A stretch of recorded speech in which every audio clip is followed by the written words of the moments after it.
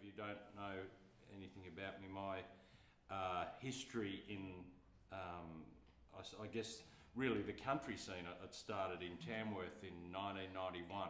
I first went there 30 kilograms ago, and I was a grand finalist in a competition called Star Maker, which launched the careers of people like Keith Urban and Becky Cole and Gina Jeffries, and I grand finalist in that in 91, and I lost that. And then I was grand finalist again in 92, and didn't win that year either. And then I was nominated for my first golden guitar at the awards in 94 for a fiddle tune, which I lost. And then I lost again in 98, 2000, 2005, 8, and 2009 was my big year. I was nominated for 5 golden guitars, 3 songwriting awards and a People's Choice Award, so 9 awards all up, lost the lot. I sort of built this career on award loss, and unfortunately won 1 or 2 since then, so that sort of ruined my losing streak. But I'll be featuring mostly award-losing material today. So, a few years ago, like when I first went to Tamworth, of course I had hair, and I never thought I'd end up looking like this, really.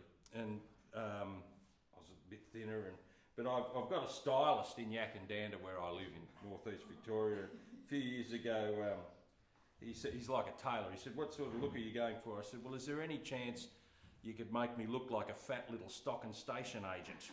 And I think he did a pretty good job, you know.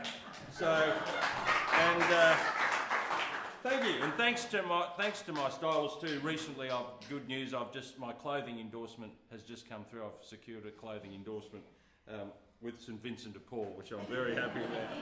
So I'll do a song. I often start my gigs with it's one I wrote about a blacksmith called "The Ringing of the Steel."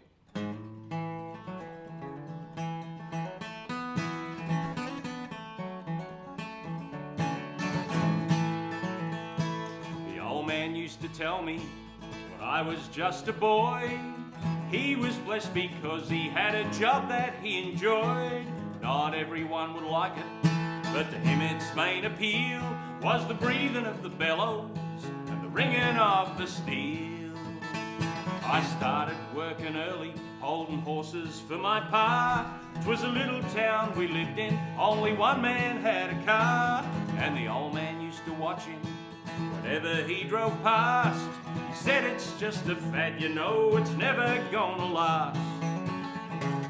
All around the forge, the old man strolled, grabbed a bit of iron, shoved it in the coals.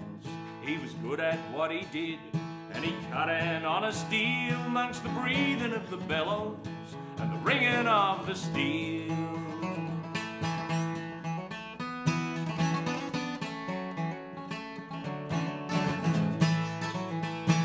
The old man's head got greyer, but that didn't slow him down. He kept on shoeing horses that were brought from round the town. He showed me bits and pieces, and before too long I could make a decent set of shoes and shape and whack 'em on. We'd sometimes have a shoeing race and sweat from start to end. The old man was the master, but sometimes he'd let me win. And a crowd of eager passers-by would watch the mad ordeal amongst the breathing of the bellows and the ringing of the steel.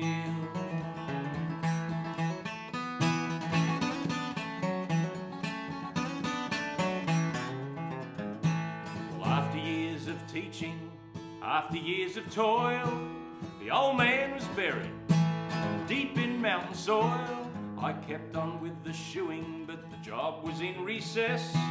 The old man wasn't right about the motor car, I guess.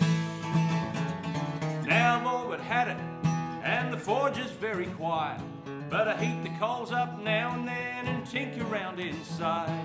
I do it for the old man and remember how I feel amongst the breathing of the bellows and the ringing of the steel. The ringing of the steel.